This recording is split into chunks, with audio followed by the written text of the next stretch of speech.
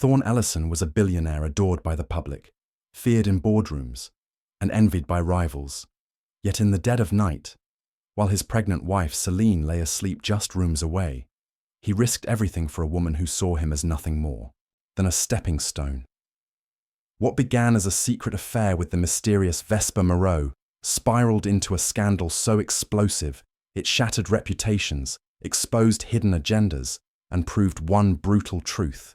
In the game of love, power, and betrayal, Selene was never the victim, she was the storm. Thorne Ellison was the kind of man people read about but never really met. A billionaire before he turned 40, he built his fortune through a revolutionary cybersecurity firm called Umbric Systems. The company protected governments, banks, and Fortune 500 companies, and Thorne himself became something of a myth, media-shy, impeccably dressed, and impossibly private. He rarely gave interviews and almost never attended public events unless he was dragged there by his wife, Selene Duval. Selene was a former classical pianist turned philanthropist, known for her graceful presence and charitable work. She married Thorne 5 years ago in an intimate ceremony on a private island. Most assumed it was a marriage built on mutual respect and shared ambition. In truth, they were once very much in love. Selene balanced Thorne's cold logic with warmth and empathy. She grounded him. For years they seemed unshakable. But behind the magazine covers and charity galas was a truth no one suspected. Their picture-perfect life was starting to fall apart. Selene had struggled with infertility for most of her adult life. After years of failed treatments and miscarriages, she'd finally gotten pregnant through IVF. The news had been like sunlight, breaking through a long, stormy sky. She retreated from public life during her pregnancy, not by choice, but because it was difficult. She was frequently ill and exhausted, and the doctors advised her to stay on bed rest for long stretches of time. Thorne, meanwhile, buried himself in work. He claimed that the growing threat of cyber warfare meant Umbrics had to stay ahead of every curve. Late nights became routine. Weekend flights to different branches of the company became more frequent. Selene, lying alone in their vast bed, would often wake up in the night to find his side cold and empty. At first, she didn't question it. She knew how seriously he took his work. But then, little things started to feel off. He was more distracted, more short-tempered. The tenderness that once defined their bond had faded into awkward small talk and quick goodbyes. He stopped joining her doctor visits, blaming meetings and client emergencies. Selene told herself it was just stress. She believed things would go back to normal after the baby came. What she didn't know was that Thorne had met someone else. It happened during a charity gala he had attended solo 6 months earlier. It was the same gala Selene had declined due to her first trimester complications. At that glittering event, Thorne met Vesper Rowe. Vesper was everything Selene wasn't. She was loud, magnetic, and had a mysterious air of recklessness. A former fashion consultant with ties to elite circles, Vesper had reinvented herself as a luxury brand influencer. She lived fast, talked faster, and thrived on the attention she drew. Thorne, starved for excitement and flattery, found himself drawn in. At first, it was harmless. Private messages, occasional phone calls, and a few harmless dinners. But that line blurred quickly. Within weeks, they were sleeping together in discreet hotel suites, far from the eyes of the public.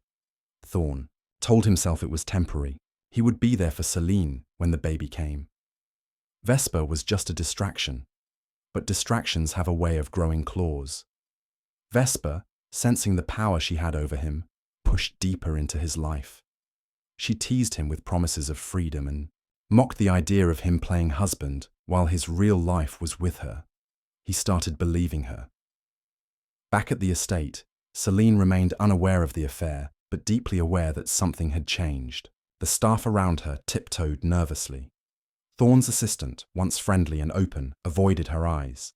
Packages arrived with unfamiliar designer tags. Charges on their joint account didn't match anything she had bought. Still, Selene said, nothing. She focused on staying healthy for the baby, She hoped things would get better. The press continued to idolize the couple. Articles described their journey as inspiring, their bond as unbreakable. They didn't see Thorne ducking out of meetings to answer Vesper's calls. They didn't hear the excuses he gave when Selene asked if he would be home for dinner. The betrayal ran deeper than Selene could imagine. Vesper was more than a mistress. She was a woman who believed she was meant to replace Selene. And Thorne, tired of responsibility, bored with stability, began to think that maybe she was right. He had everything a man could want: wealth, fame, legacy. But he still wanted more. He wanted to feel alive again. And in Vesper's arms, with her wild eyes and sharp tongue, he believed he did. All the while, Selene was alone in the mansion they once dreamed of raising a family in. She walked through empty halls decorated with baby clothes and unopened gifts from well-wishers. At night, when the world was quiet, she would feel the baby kick and try to smile, telling herself this child would fix everything. But nothing would be fixed. The cracks in their perfect life were deep. And while Selene slept, hoping for peace, Thorne was slipping further away into a world of lies, temptation, and betrayal that would soon come crashing down. The illusion of the perfect couple was fading fast, and the storm was just beginning. Vesper Rowe had never played by the rules. Born in Lisbon and raised across various European cities, she mastered the art of reinvention by the time she was 16. Her childhood was chaotic: an absent father, a narcissistic mother, and a carousel of stepfathers who came and went without notice. But chaos didn't break her. It sharpened her. By her 20s, she had moved to the US, changed her name, and used her looks, charm, and cunning to climb into elite social circles. She understood that money opened doors, but proximity to power kept them open. Vesper wasn't looking for love. She was looking for opportunity. And when she locked eyes with Thorne Ellison at that gala, she knew she had found it. She had done her research. She knew who he was: billionaire tech giant, famously private, married to the philanthropic and dignified Selene Duval, a power couple in every tabloid, untouchable. But Vesper saw something others didn't. She saw vulnerability in Thorne's eyes. She saw loneliness behind his controlled smile. It started with a casual introduction. She complimented his speech, laughed at his dry remarks, and offered him a drink. Most men were too easy to seduce, but Thorne intrigued her. He was cautious, reserved, but curious. Their conversation was short, but it was enough. By the end of the night, Thorne had her number. Their first few encounters were innocuous, text messages that blurred the line between business and flirtation. Then came coffee meetings at places where no one recognized him. She didn't rush it. She let him take the lead. She made him feel in control, even as she slowly wrapped herself around his life. Vesper wasn't interested in being a mistress forever. She had her eyes on the crown, not the crumbs. She wanted Selene's place: the mansion, the lifestyle, the legacy. She believed Selene was outdated, elegant but soft, noble but naive. In Vesper's mind, Selene represented the past. Vesper was the future, bold, unafraid, and modern. She painted herself as Thorne's true equal, the woman who could match his hunger, his vision, and his fire. The affair escalated quickly. Private dinners turned into overnight stays. Thorne began lying with ease. He told Selene he had board, meetings out of state, that new investors were flying in from Asia, that he needed time to focus. Meanwhile, he was holed up in a penthouse suite in downtown Seattle with Vesper, drinking wine and whispering promises neither of them were sure he could keep. Vesper fed on his attention. She wore expensive perfume he bought her. She posed in luxury clothes and made subtle posts online, never tagging him, but leaving digital trails designed to get under Selene's skin. Thorne, too caught up in the thrill, didn't notice, or maybe he didn't care. The deeper Thorne sank, the more emboldened Vesper became. She began speaking as if the transition was inevitable. She imagined herself hosting fundraisers, being introduced as the new Mrs. Ellison. She rehearsed her steps, her statements, even how she'd face the media backlash. Vesper didn't just want Thorne's love. She wanted his world. When she found out Selene was pregnant, Vesper's confidence didn't waver, it only intensified. She viewed the pregnancy as a setback for Selene, not a triumph. To Vesper, it meant Selene would be even more tied down, more fragile, and ultimately more replaceable. A child would only accelerate Thorne's dissatisfaction, she thought. He would see how much more exciting life could be with her instead. Thorne never discussed Selene during his time with Vesper. He avoided the subject altogether, as if keeping his two lives separate allowed him to avoid guilt. But Vesper constantly reminded him that Selene didn't understand him like she did. She planted seeds of doubt, always steering the conversation to their future and what it would look like once he made the right choice. Though Thorne never made any clear commitments, his silence was interpreted as agreement. Vesper took control, slowly inserting herself into his routine. She learned the names of his top clients, studied the press releases of Umbric Systems, even began coaching him on public image strategies. In her mind, she was already the partner he needed. She pushed further when she felt him retreat. If Thorne went silent for a day, she'd send a risky photo or a cryptic message implying she had options. She wasn't afraid to manipulate. Fear of losing her kept him coming back. The power dynamic shifted gradually. Vesper wasn't just the other woman anymore. She was the one who dictated how the affair moved. Still, cracks began to appear. There were nights Thorne would disappear without notice. There were meetings he didn't tell her about, and worst of all, there were moments when he seemed distracted, detached even. Vesper couldn't be sure if he was wrestling with guilt or simply bored of her, the same way he grew bored of his once perfect marriage. But Vesper refused to back down. She believed she had invested too much to walk away. She had already begun leaking small stories to gossip blogs, planting rumors that Thorne was unhappy, whispering to reporters that a split was on the horizon. She crafted an illusion that the Ellison marriage was crumbling. She believed that, if she applied enough pressure, the cracks would break wide open. What Vesper didn't know was that Selene had already begun putting the pieces together. Vesper thought she was playing chess, carefully moving her pawns toward the throne. But the game she was playing had far more dangerous players, and the queen she was trying to replace wasn't as defenseless as she seemed. Selene Duval Ellison was not blind. Though Thorne moved with calculated subtlety, a woman who had built her reputation on insight and intuition could not miss the change in him. The late nights, the sudden trips, the distant stares over dinner, these were not signs of stress or business expansion. They were symptoms of betrayal, and Selene had learned long ago to trust patterns more than promises. Pregnancy heightened her awareness. Her body was changing, yes, but it was her instincts that sharpened. Thorne had always been methodical, even in affection. He kissed her forehead the same way each morning, left notes on her tea tray, and checked in between meetings. Those gestures had become robotic lately. When she began noticing inconsistencies, calls taken in other rooms, weekends that didn't align with his calendar, clothes that carried unfamiliar perfume, Selene stopped asking questions. She started collecting answers.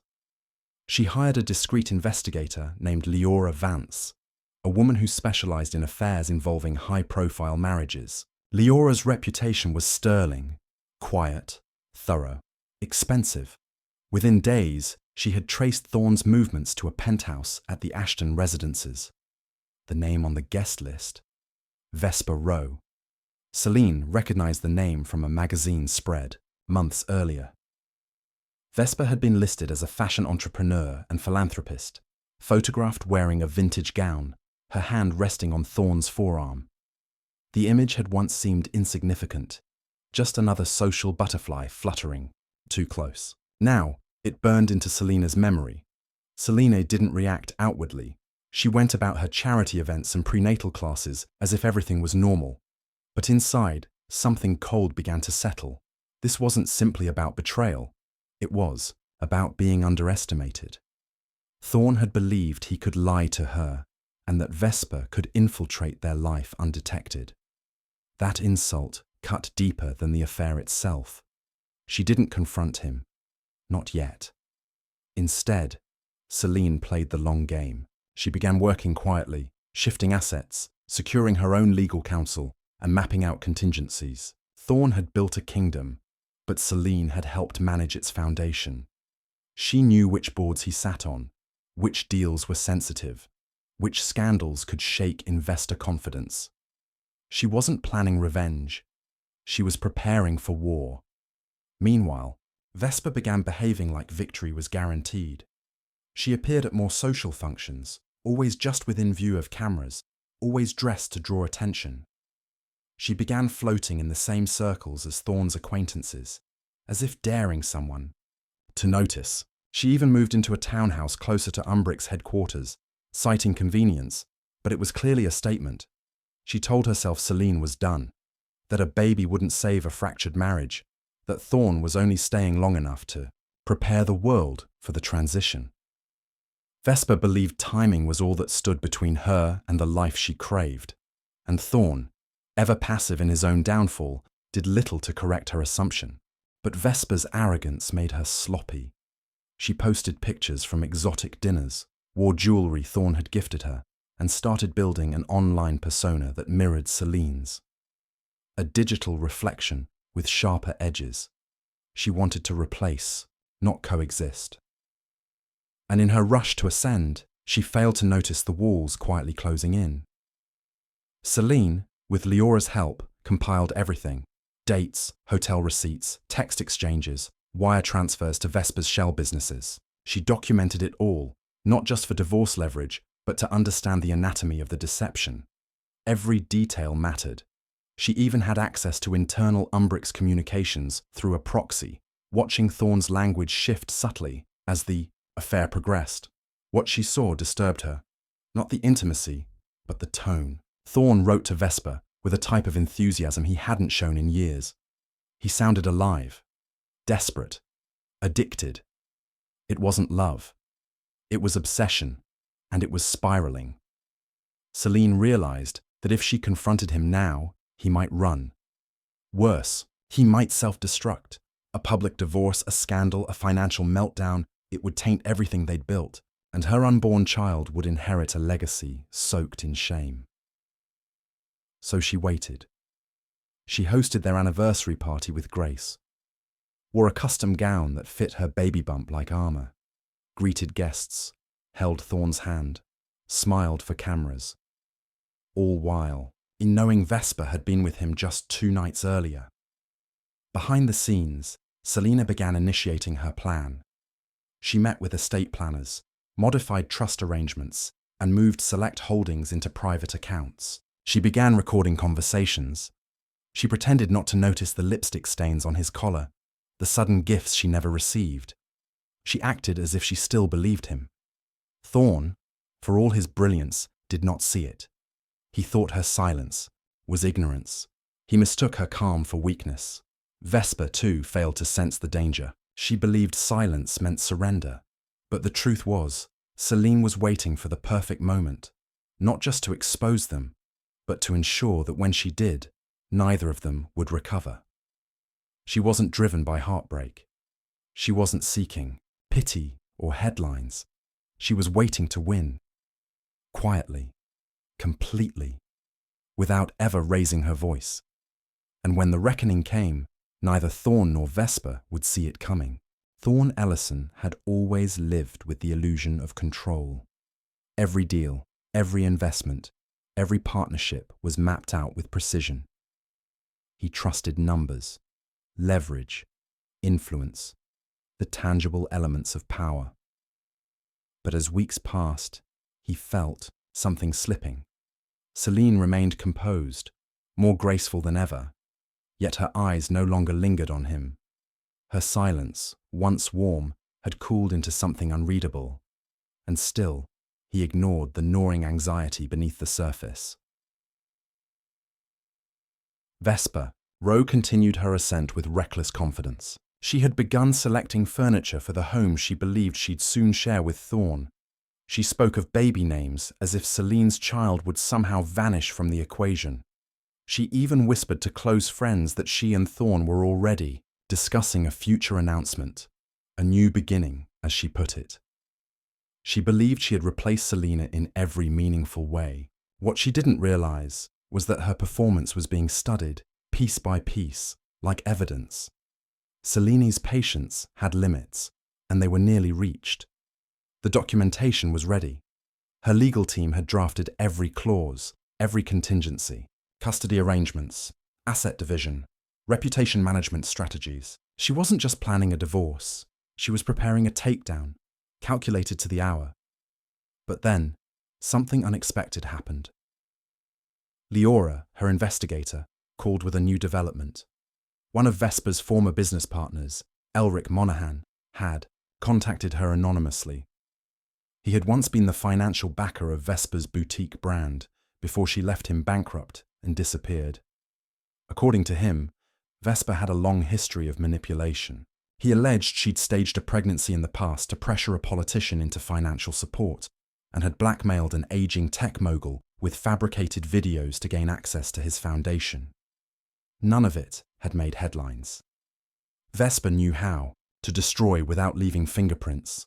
Elric had documents, photos, a paper trail, and he was willing to share it all if Selene promised confidentiality. Selene agreed immediately. The revelations shifted her perspective. Thorne hadn't just betrayed her, he had endangered them all. He had let a con artist into their lives, and now their empire, their child's future, hung in the balance. Selene realized this could no longer be a quiet, dignified exit. If Vesper had blackmailed others, she might turn on Thorne next. She might dig her claws into Umbrix, or worse, Selene's unborn child could become leverage in some twisted ploy. Selene didn't panic. She adapted. She met discreetly with Elric, reviewed the files, and cross-referenced them with what Leora had already collected. Vesper wasn't simply opportunistic, she was dangerous, and she was escalating. Selene noticed Vesper had started dropping hints online, cryptic captions, symbols, subtle nods to being chosen.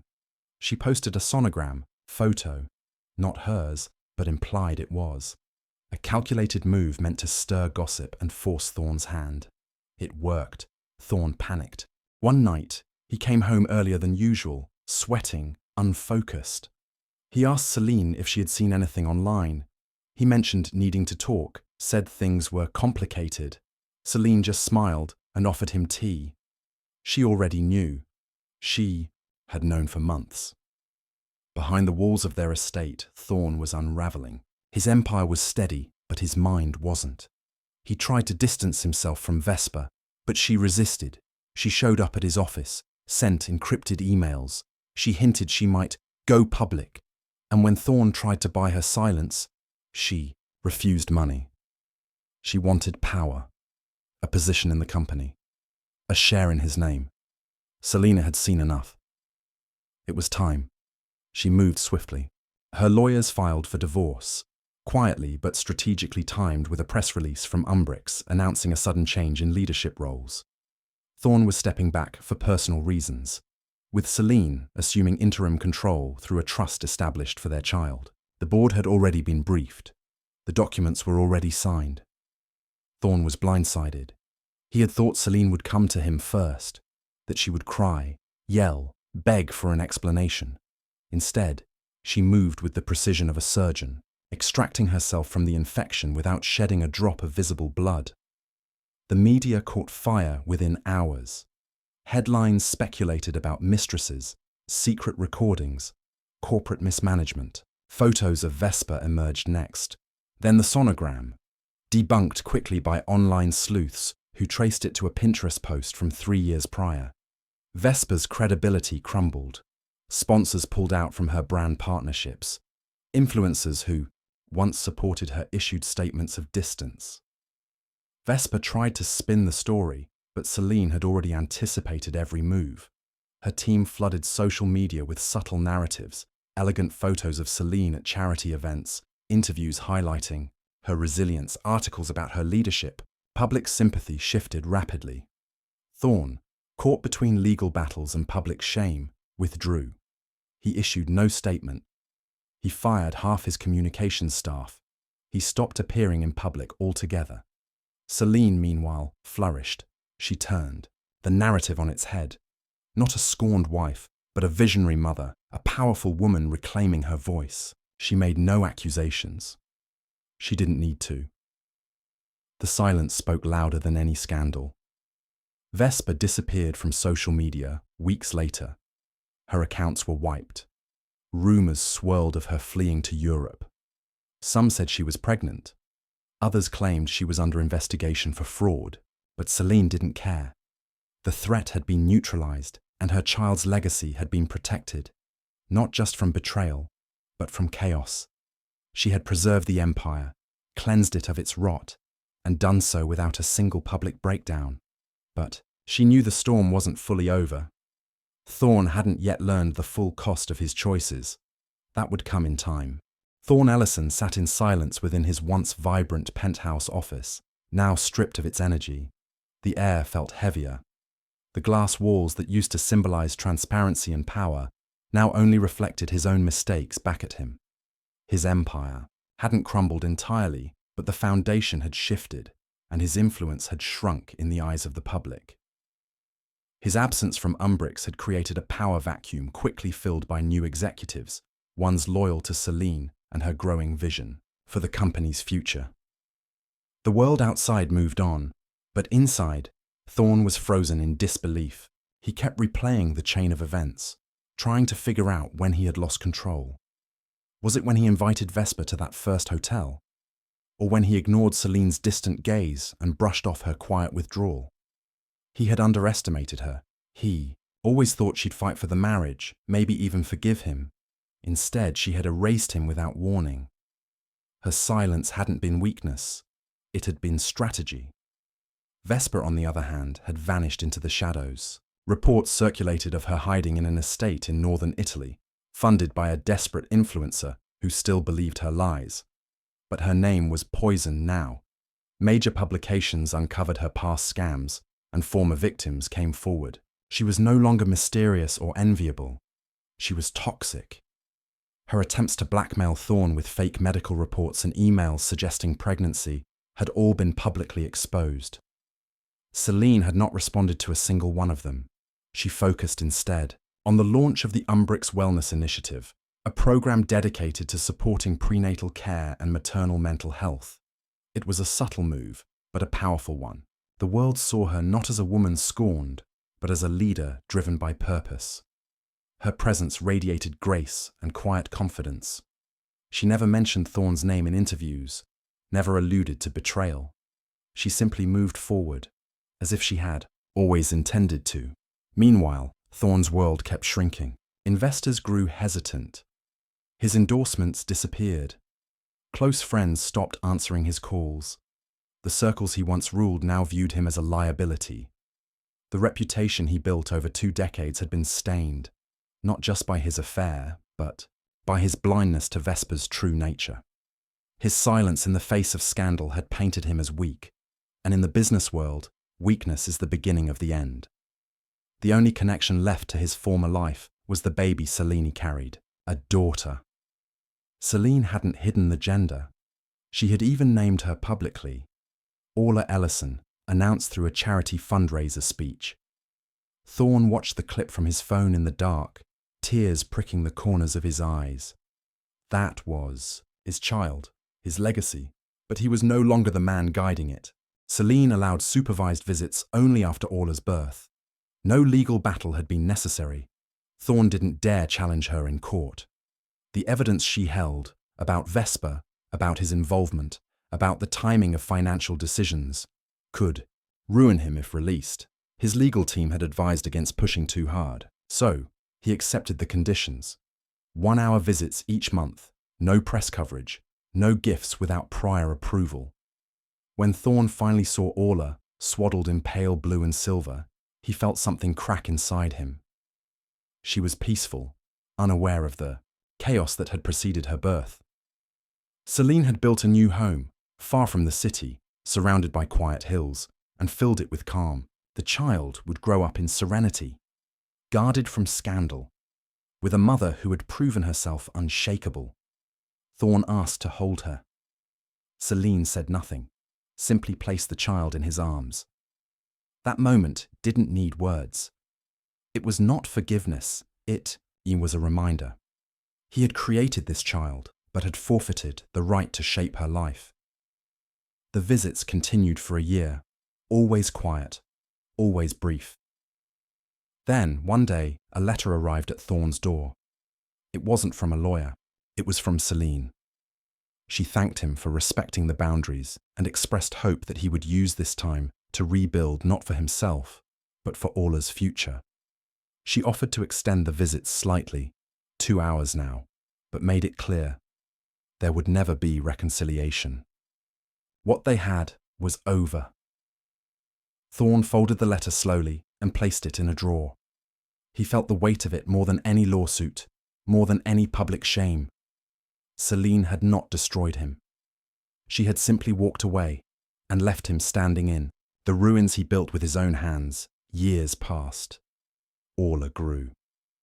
Thorne watched from afar. She had Selene's eyes and her calm, calculating gaze. At events, she stood by her mother's side, composed even as a child. Umbrix continued to expand, with Selene eventually stepping into a formal CEO role. She was never flashy, never loud, but her decisions always made headlines. One winter evening, a profile on Selene aired on a major network. It covered her journey from heiress to executive, from wife to single mother. There was a brief mention of public betrayal, but no names, no lingering on pain, just resilience. Thorne turned off the television. He had built empires, won battles, and made billions. But he had underestimated the power of a quiet woman who knew how to wait. Vesper was forgotten. Thorne faded into semi-retirement, but Selene's legacy and her daughter's future had just begun, and that, in the end, was her victory.